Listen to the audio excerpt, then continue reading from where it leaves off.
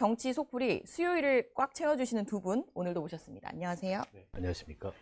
유일무이 정치권 내막을 풀어헤치는 여의도 스포일러 신지호 전 의원님 모셨습니다. 안녕하세요.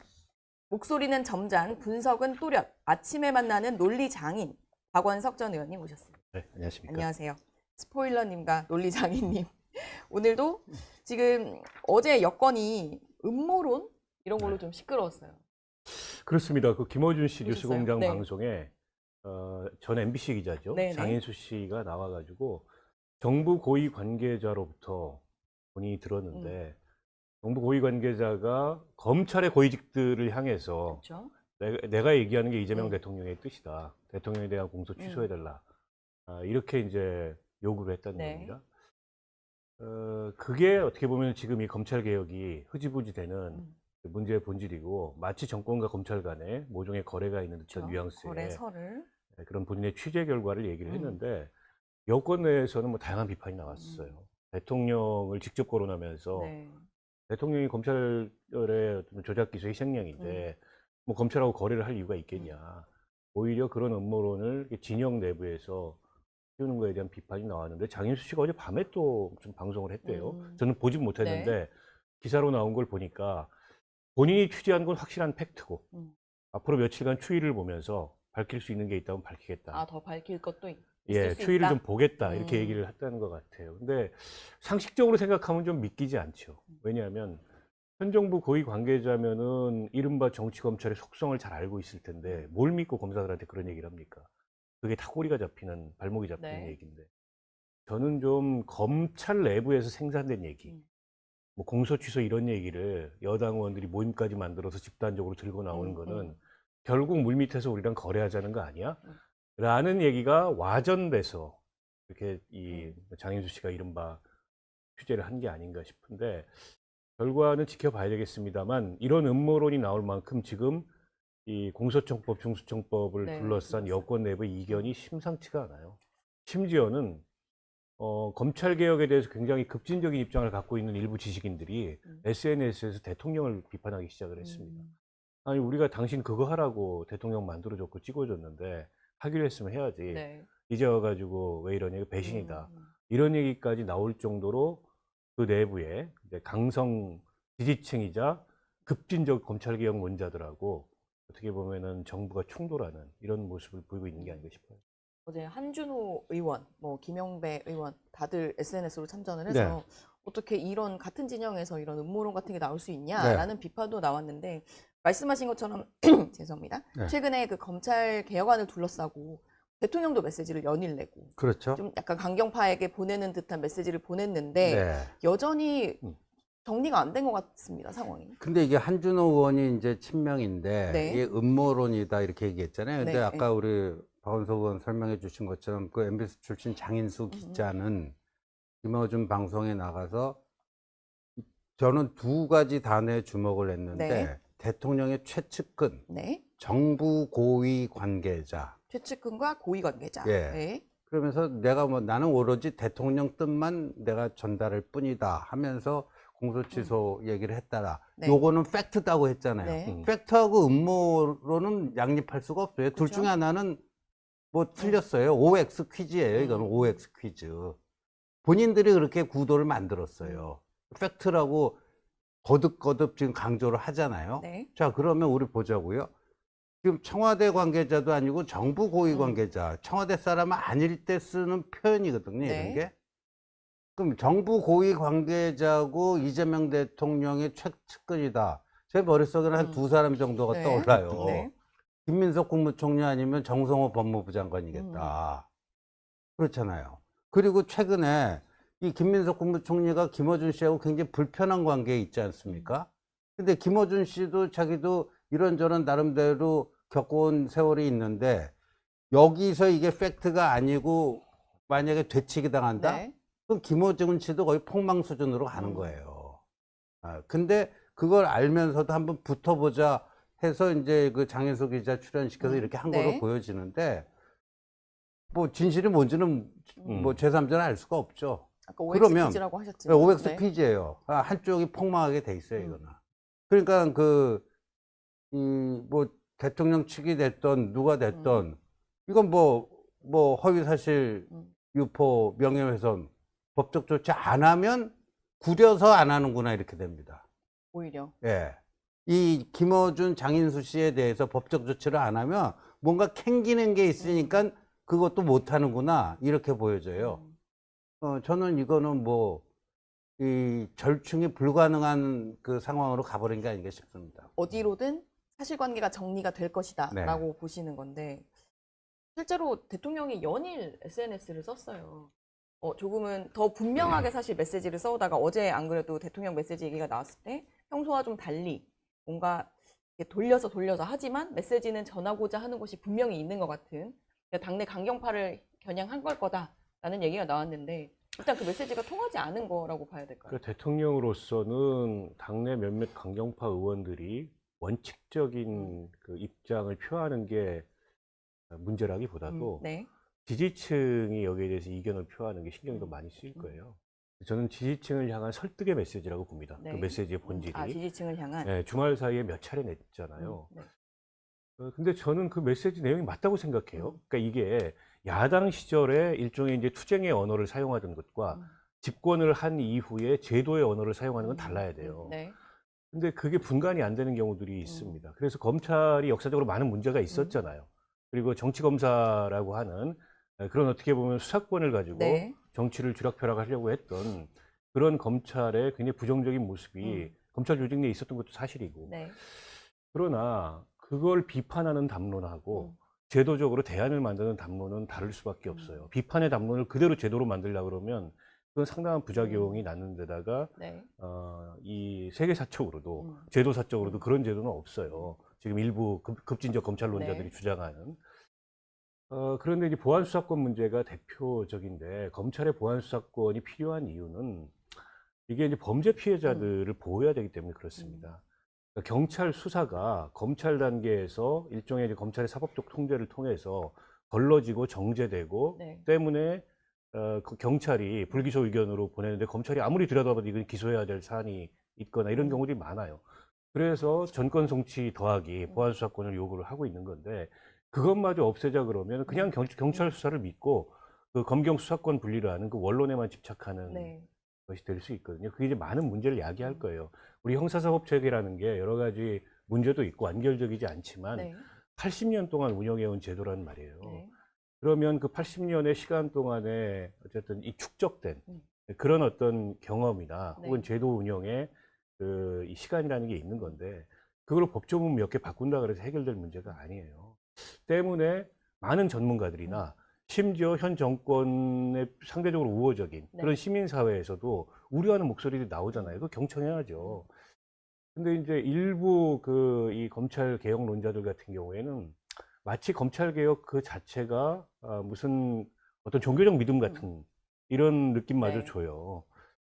근데 그렇게 해가지고 발생할 수 있는 부작용은 누가 책임질 거냐. 이미 문재인 정부 때 한 차례 겪었어요. 네. 그거를 검경 수사권 분리를 어설프게 해가지고 사건 처리 지연되고 피해자들에게 오히려 불이익이 돌아가는 이 경험을 겪었기 때문에 이번만큼은 정교하게 제도를 설계해서 네. 나타날 수 있는 부작용을 막아야 되고 어떤 정부나 대통령은 그 측면을 고민할 수밖에 없는데 여전히 민주당의 일각에서는 그런 야당 시절의 언어를 가지고 야당 시절에 됐는데. 네. 생각을 가지고서 이 제도적 대안을 만들려고 하다 보니까 그 불일치가 지금 심각하게 나타나는 건데 거기에 더해서 이른바 이제 김어준 씨와 같은 그런 장외의 스피커들 이런 사람들의 영향력 네. 이런 게 더해져 가지고 마치 이게 그 현 정부의 국정운영 방향을 둘러싼 그 여권 내부의 심각한 어떤 이견이거나 충돌인 것처럼 이 일파만파로 확대되고 있어서 이걸 잘 컨트롤하고 제어해야 돼요. 그렇지 않으면은 자칫 이게 대통령의 구심력이랄까 이런 게 흩어지는 결과로 나타날 수도 있겠다 이런 생각이 듭니다. 근데 저는 이게 네. 검찰개혁 방법론을 둘러싼 여권 내 강경파와 온건파의 대립이었는데 네.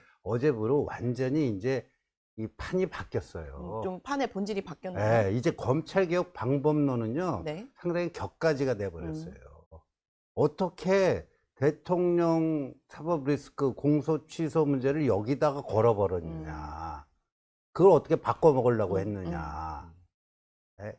이 밀거래설이 이제 핵심이 돼버린 거예요. 이거는 상황 전개에 따라서 정권이 좀 기우뚱할 수도 있는 대형 폭탄이 사실상 그러니까 뇌관이 제거된 상태 아니까 그런 정도인데, 근데 이재명 대통령이 최근에 동남아 출장 갔잖아요.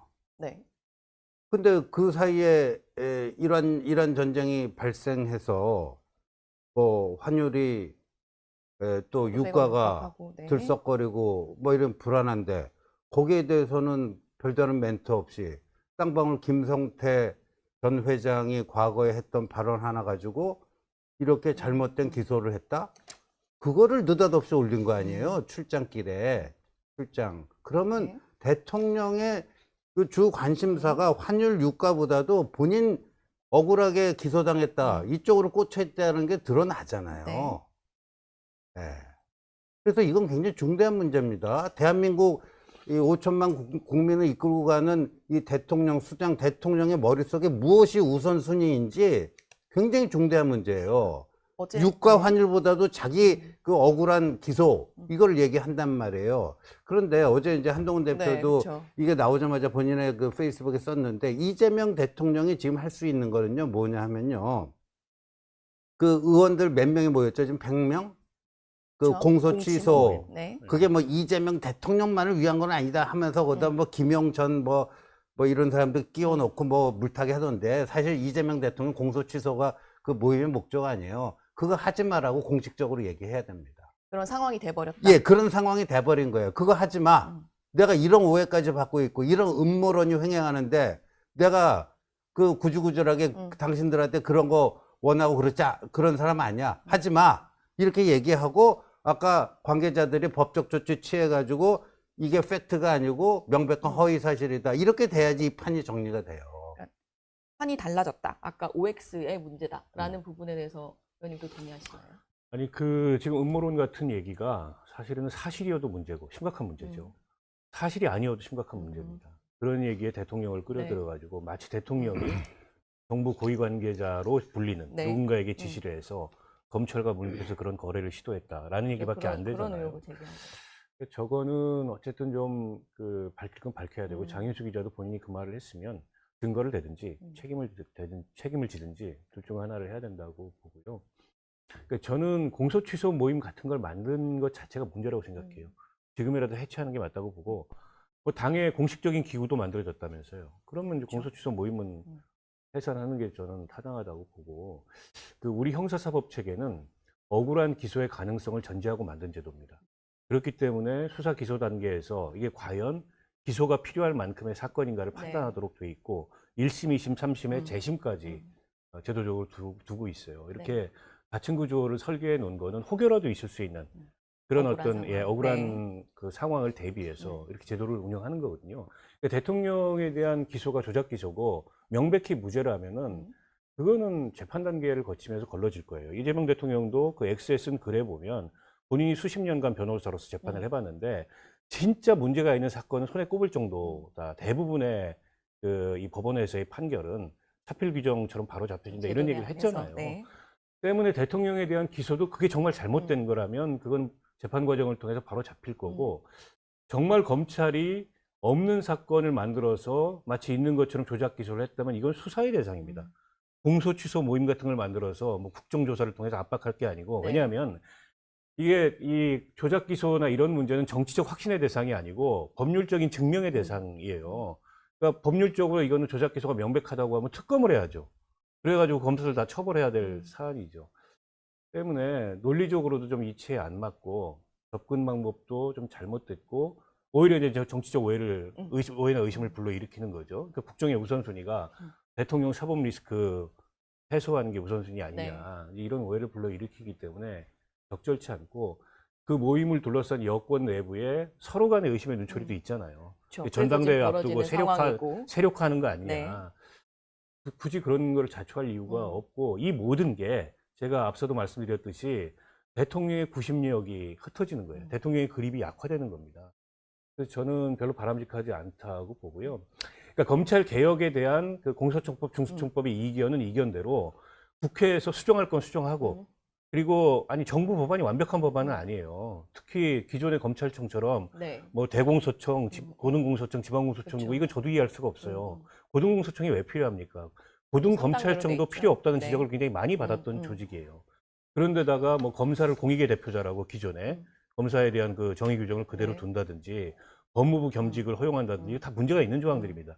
이런 건 수정하되 지금 이제 검찰개혁 강경론자들 일각에서 얘기하는 검찰총장이라는 직위를 없애자. 그 검찰총장이라는 타이틀을 없애자. 네. 헌법에 있어요. 이걸 어떻게 없앱니까? 그래서 공소청의 장은 검찰총장으로 한다라고 한 거고, 심지어 검사라는 이름도 없애자는 거 아닙니까? 네. 그런 건 좀 이치에 맞지 않고, 김용민 의원은 뭐 일단 지금 그 공소청으로 검찰청에서 이렇게 옮겨올 때 다 면직하고 다시 걸러서 그렇죠. 지금 네. 재임용하자는 네. 건데 그게 말이 돼요? 공무원 신분보장이 돼 있는데 그런 억지스러운 주장까지 수용할 수는 없는 거기 때문에 그런 선에서 절충을 하면 된다 이렇게 생각해요. 알겠습니다. 어제 제기된 문제는 좀 진행되는 걸 더 지켜봐야 될 것 같고 결의문을 낸 국민의힘 이야기로 넘어가 보겠습니다. 결의문을 내고 이제 이틀 차가 된 건데 장동혁 대표가 이제 발언을 안 하고 있고 그 부분에 대해 진짜 진정성이 있느냐 여러 가지 얘기가 나오고 있는데 일단 결의문 듣고 어떻게 평가하셨어요? 지금 언론 보도의 논조가 처음 이거를 보도했을 때랑 시간이 가면서 좀 변화하는 걸 보면요. 어떻게 처음에는 달라지고 있나요? 주로 긍정 쪽에 방점이 찍혀 있는데 지금은 이거 맞아 하는 의심 쪽으로 지금 이렇게 시간이 가면서 근데 무슨 뭐 정치뿐만 아니라 세상의 모든 일이 그렇지만 뭔가 뭘 딱 하면요 개운해야 돼요. 아 이거 뭐 딱 뭐 산뜻하게 정리되고 개운하고 뭐 이런 느낌이 들어야 되는데 이번 그 의원총회 그 의원 전원 명의 그 네. 결의문은 굉장히 강렬한 그 찝찝한 뒷맛이 남아요. 예. 어디서 오는 뒷맛일까요? 그리고 그 해석의 여지를 굉장히 넓혀놨기 때문에 해석하는 사람에 따라서 극과 극의 해석이 나와요. 그 결의문을 가지고 이건 이런 의미야. 심지어 윤 어게인 쪽에서는 뭐 조광한 최고위원 같은 사람은 그러더라고요. 이미 지난 대선 때 김문수 후보가 또 발언하고 네. 김용태 비대위원장이 윤 대통령 출당권이요. 그때 이미 전륜이 이루어졌다. 뭐 이런 얘기부터 시작했고 이거 갖고 되느냐. 근데 지금 윤 대통령이 지금 무기징역 1심 선고받아갖고 감옥에 있는데 무슨 정치 복귀를 하죠? 이게 의미 없는 얘기를 써놨어요.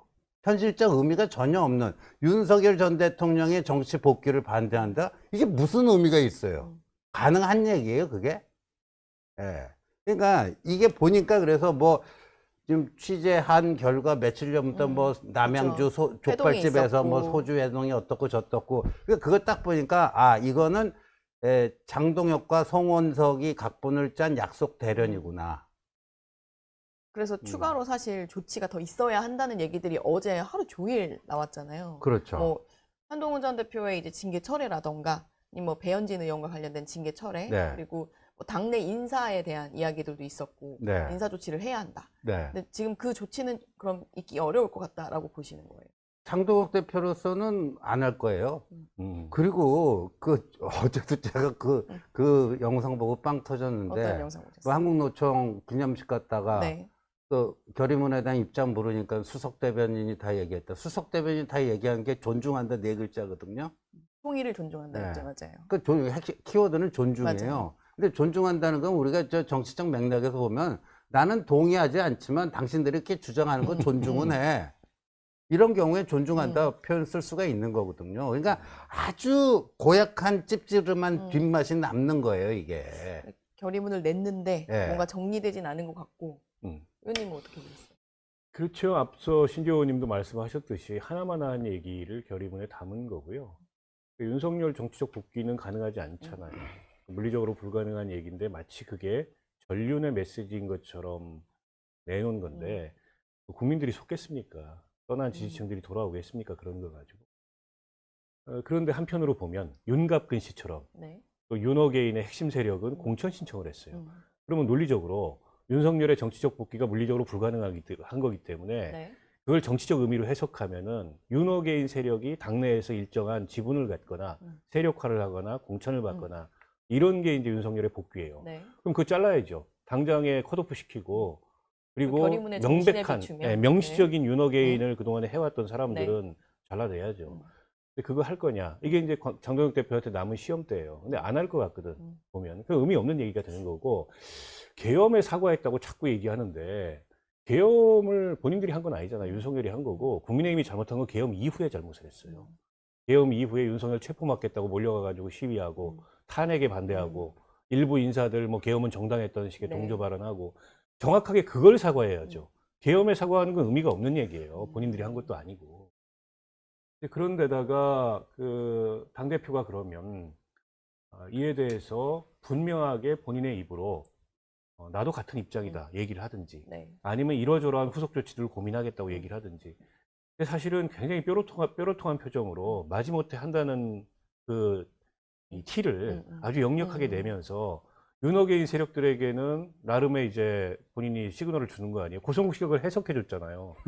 그러니까 장도영 대표는 네. 당일날 의원들의 그런 중진들의 부당한 요구에 맞서서 메시지로가 아니라 침묵으로 저항했다. 이렇게 고성국이 우아하게 해석을 해주더라고. 저는 그 말이 맞다고 봐요. 이 전환기 씨는 좀 순진한 사람이니까 장 대표님 만납시다. 그쵸. 내가 직접 확인해야 되겠습니다. 만약에 사실은 뭐 지지 철회합니다. 그 양반은 원래 그런 사람이고 약간 개그 캐릭터잖아요. 근데 장동혁 대표의 지인이는 저는 고성국이 정확히 해석했다고 생각합니다. 그런 식으로 모함으로 위장한 침묵을 통해서 본인의 입장이 바뀌지 않았다는 것을 드러내고 있는데 그러면 아무 의미가 없어요. 달라질 게 아무것도 없는 거고 저 결의문의 약발은 일주일도 못 갈 거다. 일주일도 못 갈 네. 거다. 근데 이 사실 결의문이 나오게 된 배경도 오세훈 시장이 후보 등록을 하지 않으면서 네. 그리고 원내에서 의총에서 좀 결론을 내달라 이렇게 압박한 게 통한 거다라는 해석이 있는데 오세훈 시장이 한 번 더 뭔가 압박을 하거나 또 출마자들이 조금 더 압박을 하면서 다른 국면으로 갈 수 있지는 않을까요? 근데 이게 오세훈 시장의 그 배수진을 친 그 압박 전략이 통했다 이런 해석도 있지만 네. 그 송원석 원내대표 측에서 아니야 그건 내 작품이야. 아, 오히려. 내가 판 다 깔고 남양주 소주 회동 뭐 이렇게 그렇게 해갖고 다 각본하고 결의문 초안 주말에 다 만들고 한 거지 오 시장 그것 때문에 한 게 아니야. 이게 무슨 대단한 뭐라고 서로 공다툼을 해요. 참 이게 지금 이 당의 현실이에요. 이게 대단한 일입니까? 서로 공치사할 만한 대단한 일이에요. 네. 근데 저는 근데 뭐 이제 제가 이제 오세훈 네, 시장 네, 네. 한 말씀 더 드리면 네. 그러니까 오세훈 시장의 진위는 알겠어요. 그 저 진위는 충분히 얼마나 절박하겠습니까? 본인 정치 인생에 걸린 서울시장 선거인데 그렇죠. 이런 상태에서는 해보남 안 하고 배수의 진을 칠 수밖에 네. 없는 그 절박함을 알겠는데 그런데 이 찝찝한 뒷맛이 남는 여기에 대해서 덥석 그냥 그 인돌스를 해버렸어요. 이거 뭐 이제 의미 있는 출발이 시작됐다. 그 후보 등록도 이제 그렇죠. 할 것처럼. 입장문도 냈고. 근데 이게 딱 잡았잖아 이걸 잡고 더 본인이 원하는 쪽으로 끌고 가려고 하는 것 같은데 네. 이 잡은 게 굉장히 부실하다는 게 시간이 가면 갈수록 이 회동의 배경, 뭐 비사, 뭐 이런 것이 알려지면서 네. 이 결의문의 어떤 그 신선도라든가 뭐 값어치라든가 이런 계속 내려가고 있어요. 그러니까 오세훈 시장이 좀 어정쩡한 상태가 될 수도 있다라는 거죠. 그러니까 근데 이걸로는 불충분하고 더 추가적인 조치가 있어야 됐다 하면서 아까 우리 이현수 부장님이 말씀하신 뭐 인적 청산이라든가 네. 인적 청산 징계 취소 크게 보면 두 가지예요. 징계 취소. 네. 그리고 일각에서는 이제 장동혁 대표가 이 선으로 물러나서 혁신 선대위를 띄워야 된다 이런 이야기도 하던데 그럴 가능성이 있어 보이세요? 사실은 후속 조치 중에 가장 간명한 건 네. 그냥 장동혁 대표가 물러나면 됩니다.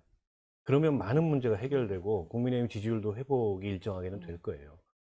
그런데 이제 자기 목을 자기 스스로 치지 않기 때문에 복잡하게 돌아가야 되는 거죠. 그러니까 무슨 혁신 선대위가 어쩌고 네. 뭐 다른 사람들 인사 조치가 어떻고 이쯤 됐으면 국민들을 설득하려면은 장동혁 대표가 물러서고 네. 비대위 체제가 들어서는 게 그나마 혼란을 줄이는 길이에요.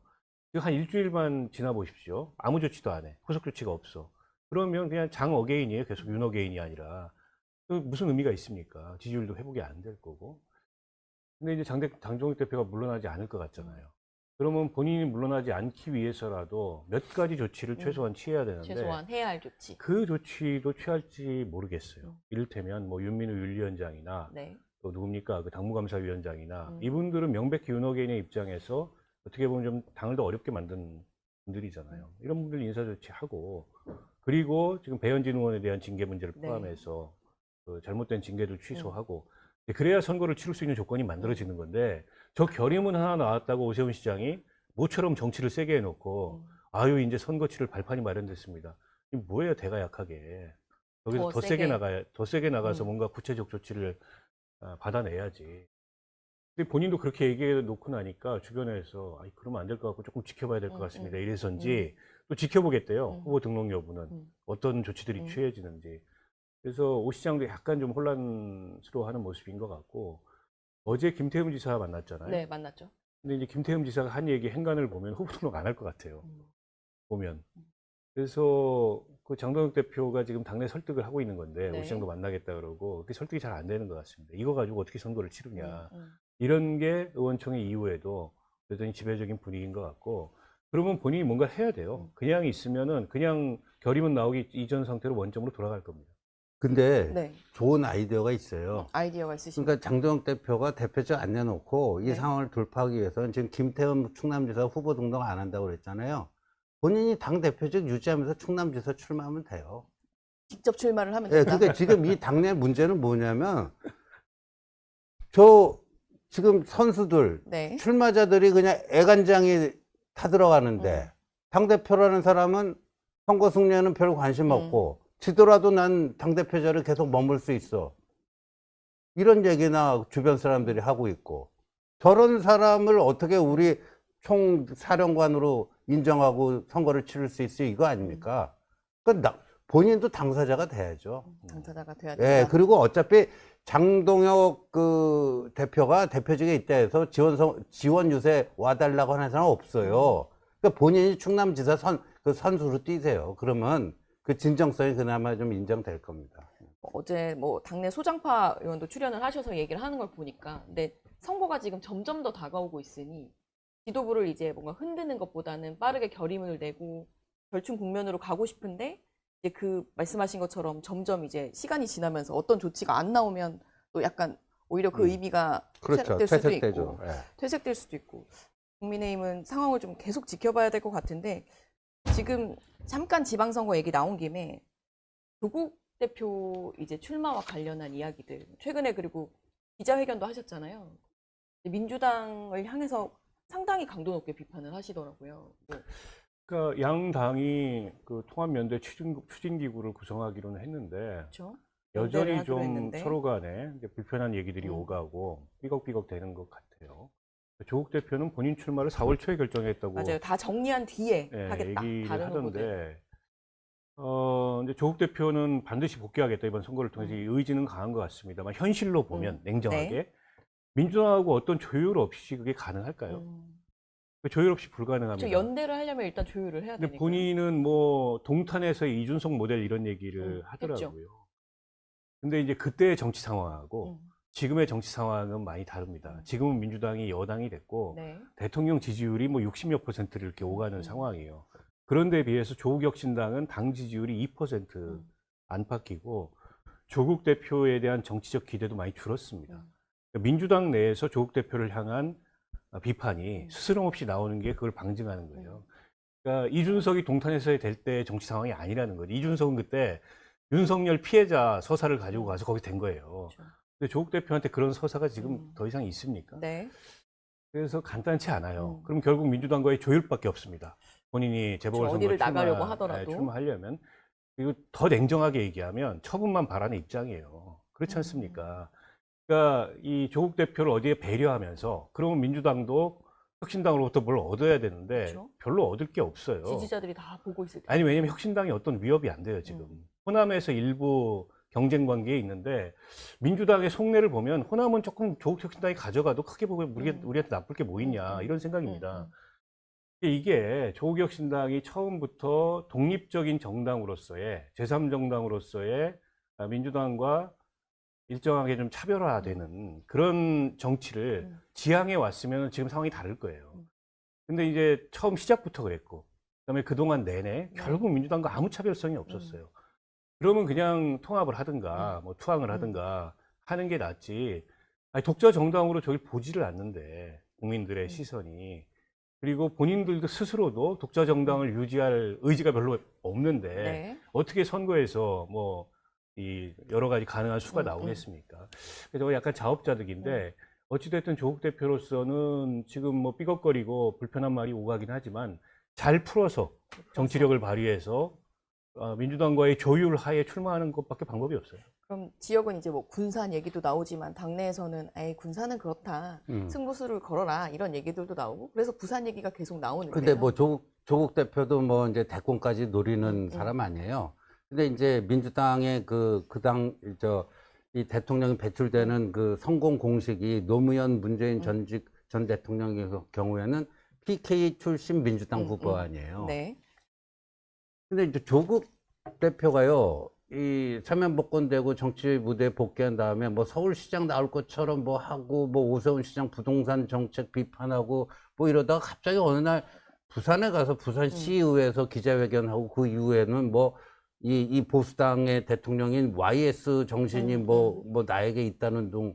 그래서 이 사람이 부산에 되게 또 본인이 고향이고. 그쵸. 고등학교까지 거기서 나오고. 그러니까 노무현 문재인의 그 성공 공식 그쪽으로 가려나 보다 했는데 네. 최근에는 보니까 여기저기 지나치게 좀 간을 보고 있는 것 같아요. 예. 지나치게 간을 보고 있는 것 같은데 승부사라면은 부산으로 가야죠. 그리고 지금 김경수 전 지사가 지금 경남도지사 네. 출마했잖아요. 그러면 그 부산 그 전재수 그 빈 자리에 조국이 출마하면 조국 김경수 뭐 해가지고 그 PK에서 뭐 바람도 좀 이렇게 일으킬 수 있는 거고요. 그리고 뭐 또 이렇게 차기 주자로서 또 발돋움할 수 있고.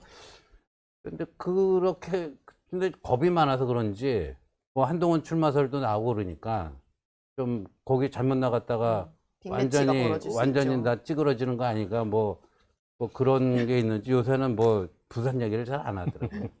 알겠습니다. 오늘 정치 속풀이는 이 지방선거 부산 지역까지 짚어봤습니다. 감사합니다.